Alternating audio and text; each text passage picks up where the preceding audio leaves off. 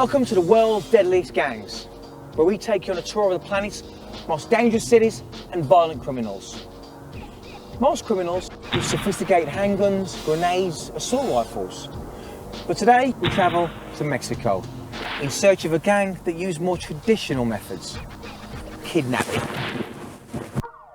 In tonight's show, the Mexican kidnapper they call the earloper. Gang warfare, the kidnap that went wrong. But first, the gangs in action.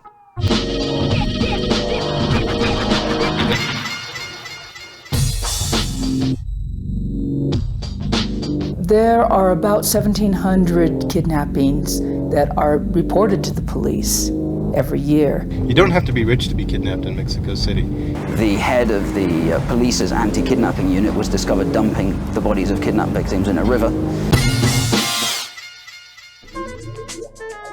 Mexico City, gateway to Latin America, the world's largest metropolis, a population of 20 million. Home to tacos, mariachi players, and a deadly reputation of being the world's kidnapping capital. Mexico City is a very tough city with a lot of corruption, and you have to know a way around or you can get in trouble real quick.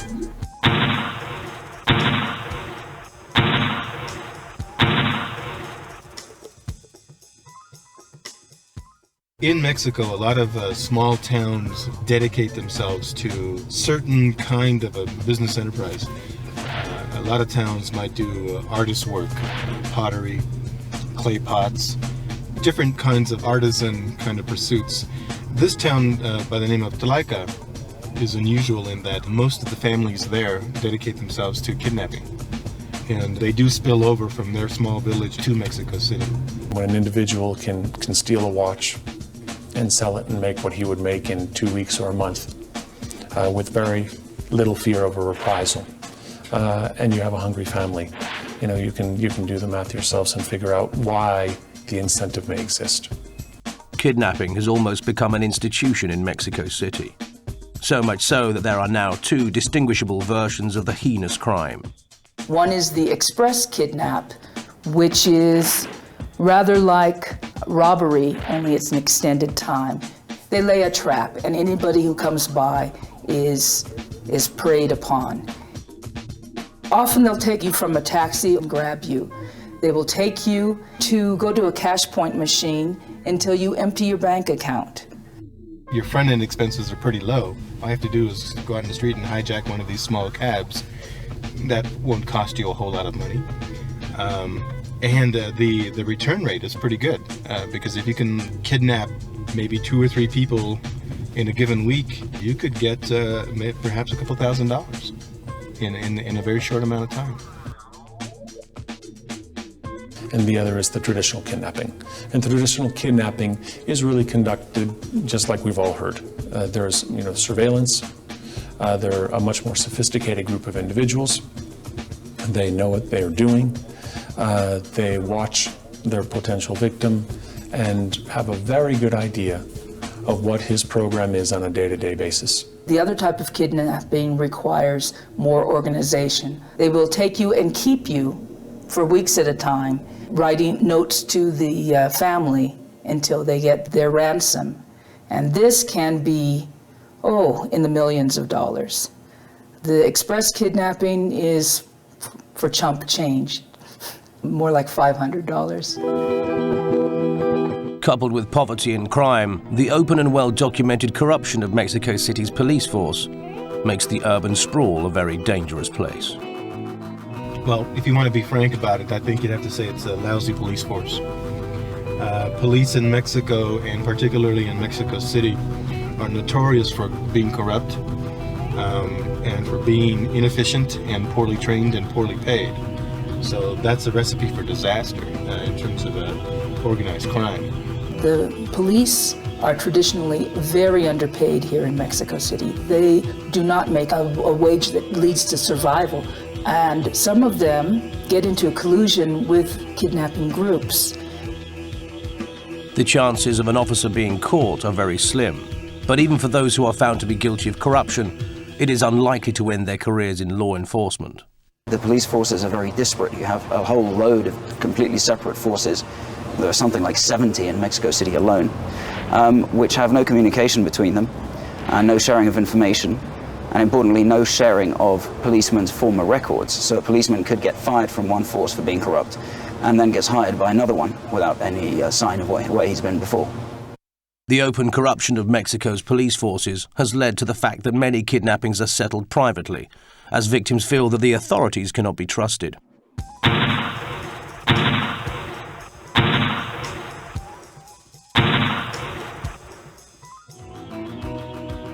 In a country striving to make the leap from third world to first world, Mexico has endemic social problems to solve, none more so than its kidnapping plague. Something very big has to change, because this is an industry just like any other. And so unless there is a way that they cannot bribe their way out of the problems, it's going to continue to be a problem. Still to come, Mexico's most wanted, the man they call earloper, gang-style Mexican kidnap gangs in uniform, and the man who believes he can beat the kidnappers. But first, gang warfare.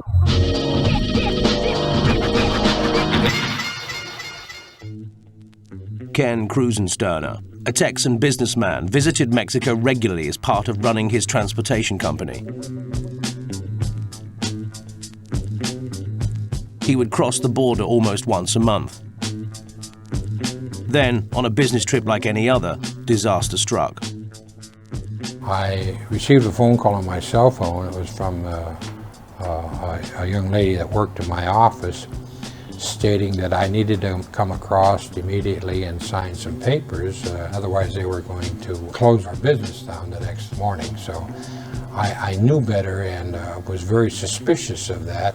With his suspicions lying strong, Ken nevertheless went to sign the papers, a decision that proved to cost him dearly. The gate was ajar, and again, there was another signal that I ignored, that something should have told me it was wrong. I started to turn to leave, and that's when I was jumped by 4 individuals with ski masks on, and I fought with them, and I was shot. A bullet grazed the top of my head, and there was a struggle, and then they hog-tied me and gagged me and kept me and put me into a very uncomfortable carpeting. They rolled me in and put me into a vehicle. The kidnappers drove him to a safe house. Ken realized that his ordeal had only just begun. Well, they had me in a chair, and they had a rope around my neck and tied to the back of the recliner so that I could not move my head forward. And they started from my chest down with chains all the way around my body. They had it around my wrist severely tight. Then they went all the way down to my ankles. So it was physically impossible to get out of the position.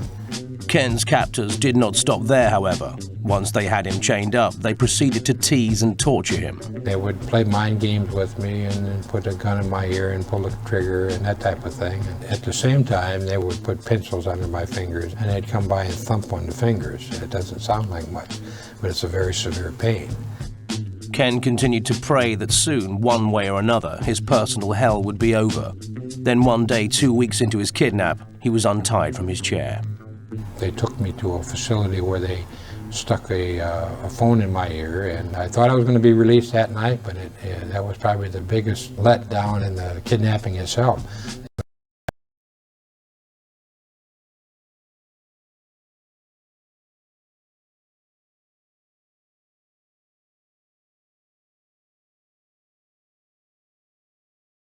The kidnappers, however, had made a fatal error in their kidnap plan. In making a ransom call, they had used Ken's cell phone, leaving a clear trail as to where they were holding him. The ransom was $350,000. The FBI had authority to fly a surveillance plane over Mexican airspace. I found out later the aircraft was up for some time. It was a eavesdropping. They can actually see where everyone is positioned in a room.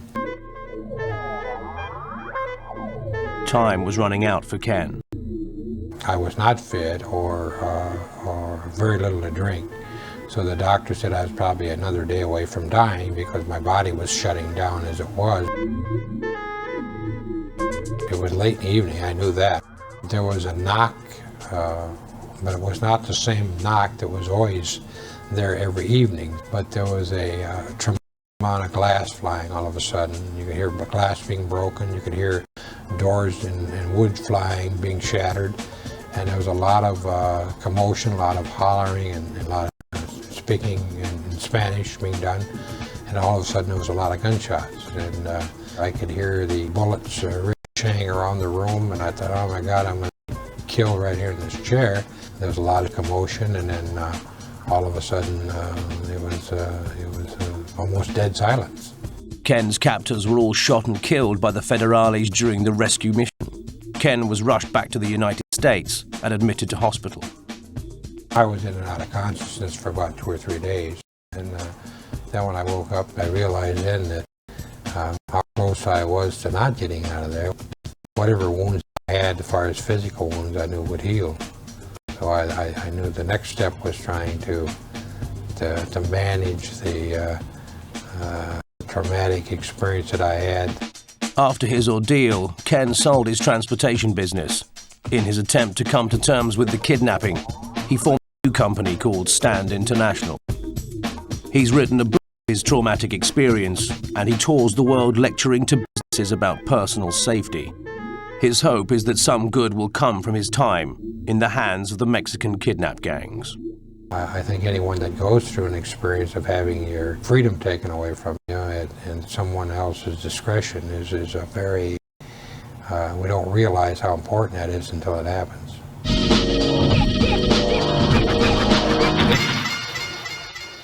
Stay tuned and we'll catch you on the other side, bringing you back with some more stories from the dark side of gangland. Fucking violent he is, I tell ya.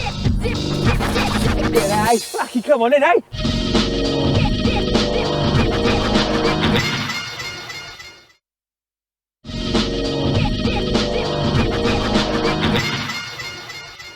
Welcome back to the world's deadliest gangs, and we've been hijacked by the Mexican kidnap gangs.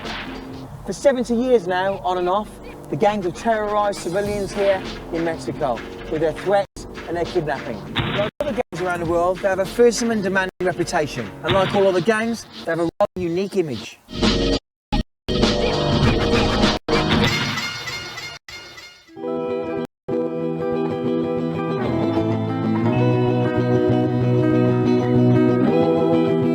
The Mexican bandit has its history rooted in traditional culture.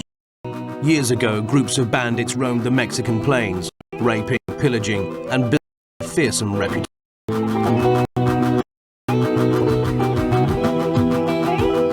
The communist revolution brought order, but the guerrilla bullet belts provided a role that Mexicans still identify with.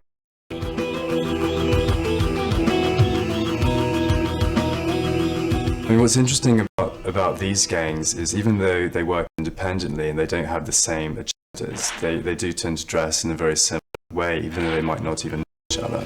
Once they have made it, they like to show it off any way they can. People that come from a low socioeconomic background, it's hardly surprising that they want to dress up, marking the fact that you become a successful person in your culture. They have big gold rings and big gold teeth. So gold is a very popular feature of the Mexican city gangs. With a uniform that is in keeping with his natural environment. It would appear that up until most recent times, the Mexican gangs really dressed and, looked how they wanted. The vest, the jeans, the cowboy boots, check shirts, stuff like that. And the way that they dress also has some kind of cowboy influences. They'll wear jewelry and insignias and different leather things that have some sign of the Mexican ethnicity in them. They also tend to have big mustaches and use lots of hair gel, have a very slick hairstyle. However, the Mexican bandit is known to have developed a nature that is violent, cruel, and ugly. Life is cheap in Mexico. It is a place get killed for the price of a gold. Could be just come round the corner, needs a tell, all your finery, don't he's the testicle who you are, blam, you're dead, jewelry. Because you don't know who they are, you don't know what their motives are, other than they're going to rob you.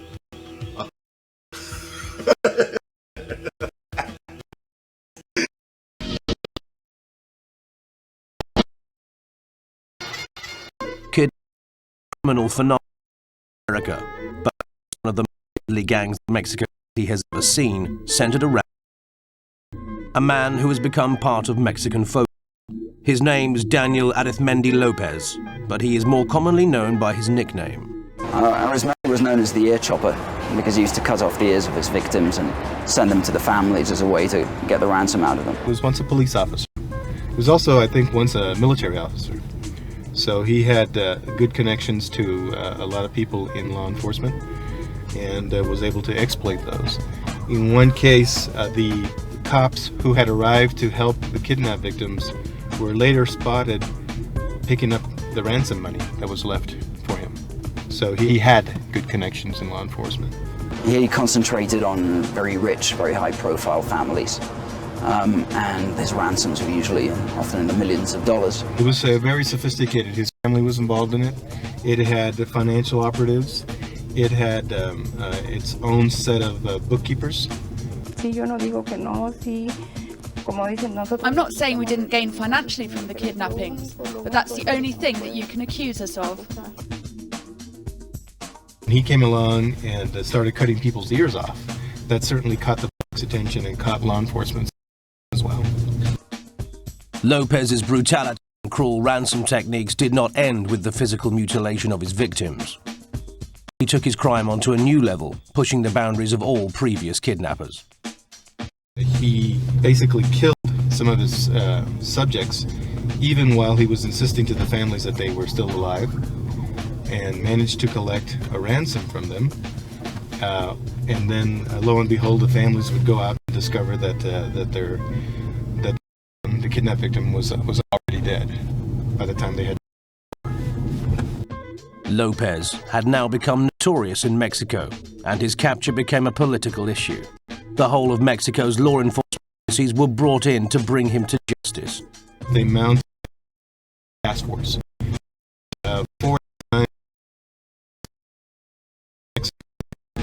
Started doing was arresting low-level the kidnapping and having on the person next to the ladder. In August 1998, the dedication of the Mexican authorities finally paid off. They found Lopez alone in his secret hideout. When he was brought in, he looked like a very humble individual. Didn't at all look like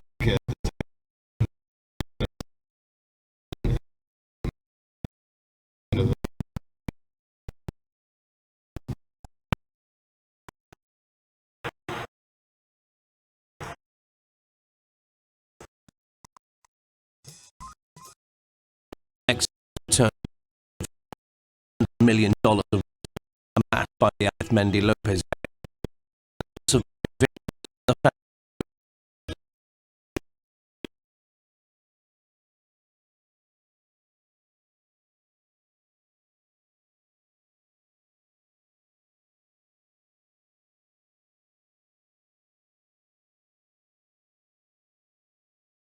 And a demand for companies such as Ogara Hess that specialize in personal security and evasive training.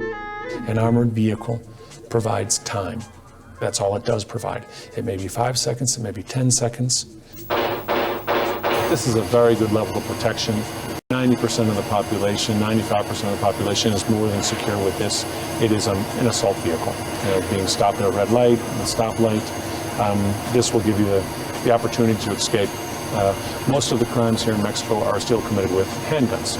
However, this vehicle is being armored to .44 Magnum level protection, and this one is being armored to assault rifle ball level protection.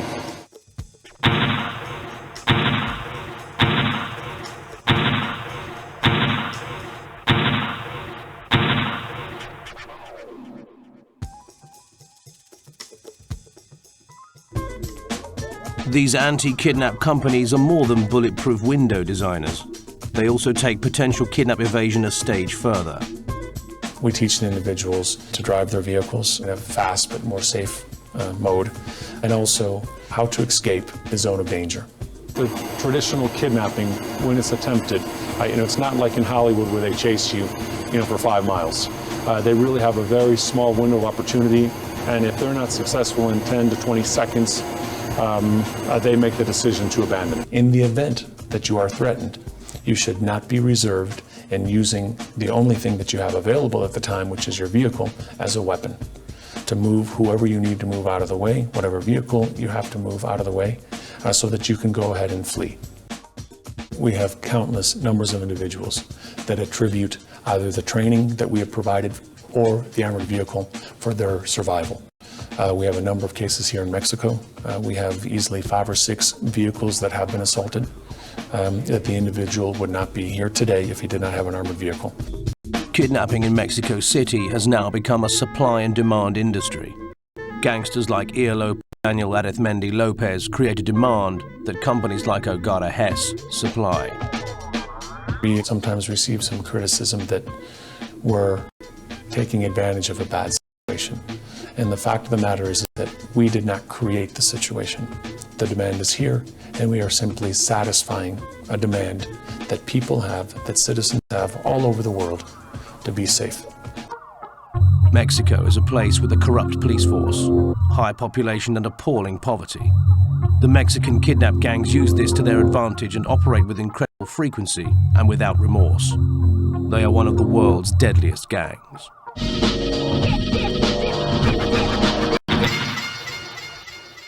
Well, that's all we've got time for on the world's deadliest gangs. If you have any trouble with organised crime or gang warfare, just remember one thing. Remember, call 1-800-BIG TONY. Come on, son, you're a star now, you're a fucking star. Bank robbery, money, and the most feared of all. Or Gangchester. Blackie, come on in, eh? Kidnapping, power, firm, the yardies. If you have any trouble with organised crime, yeah, call 1-800-BIG TONY. Very naughty. The world's most dangerous cities. The Hells Angels. The drugs cartel. The Bloods, the Crips. Hijacking and murder. The world's deadliest gangs.